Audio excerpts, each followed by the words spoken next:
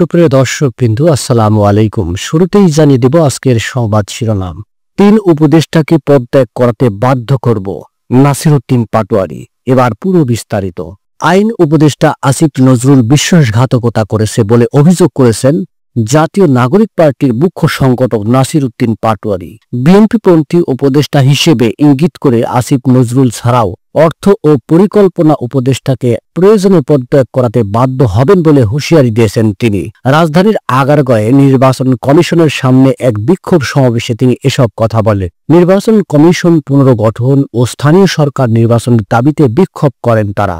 আইন উপদেষ্টাকে উদ্দেশ্য করে পাটোয়ারি বলেন, আসিফ নজরুল জুলাই ঘোষণাপত্র নিয়ে টালবাহানা করেছে, জনগণের রক্তের সঙ্গে তিনি বেইমানি করেছেন। হুঁশিয়ারি দিয়ে তিনি বলেন, জুলাই ঘোষণাপত্র না দিলে আপনি দেশে থাকতে পারবেন না। নাসিরউদ্দিন পাটোয়ারি আরো বলেন, উপদেষ্টাদের মধ্যে যারা বিএনপির মুখপাত্র হিসেবে কাজ করছেন তাদের পদত্যাগ করাতে বাধ্য হব। বাংলাদেশের অর্থনীতি গুঁড়িয়ে দিতে পরিকল্পনা উপদেষ্টা ডক্টর ওয়াহিদুদ্দিন মাহমুদ ও অর্থ উপদেষ্টা সালেউদ্দিন আহমেদ কাজ করছে, আর আইন মন্ত্রণালয় গুঁড়িয়ে দিতে কাজ করছে আইন উপদেষ্টা আসিফ নজরুল। তিনি বলেন, ইসি পুনর্গঠন ছাড়া এনসিপি কোনো ভোট করতে দেবে না।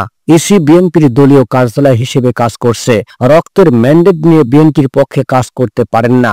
ইসিকে আগে স্থানীয় নির্বাচন করার সিদ্ধান্ত নিতে হবে। পাটোয়ারি বলেন, বিভিন্ন জায়গায় দালাল চক্র দখল করছে, উপদেষ্টা প্যানেল থেকে বিএনপিদের বের করে দেন।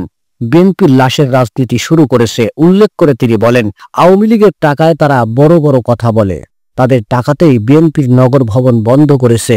বাংলাদেশ মুজিবীয় সংবিধান চলবে না বলেও মন্তব্য করেন এনসিপির এই শীর্ষ নেতা।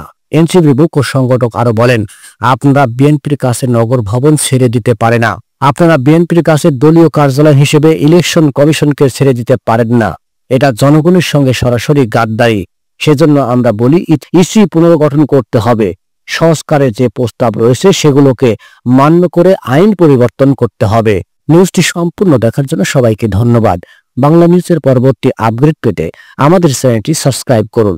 নিউজটি ভালো লাগলে অবশ্যই লাইক কমেন্ট শেয়ার করে অন্যকে দেখার সুযোগ করে দিন। ধন্যবাদ।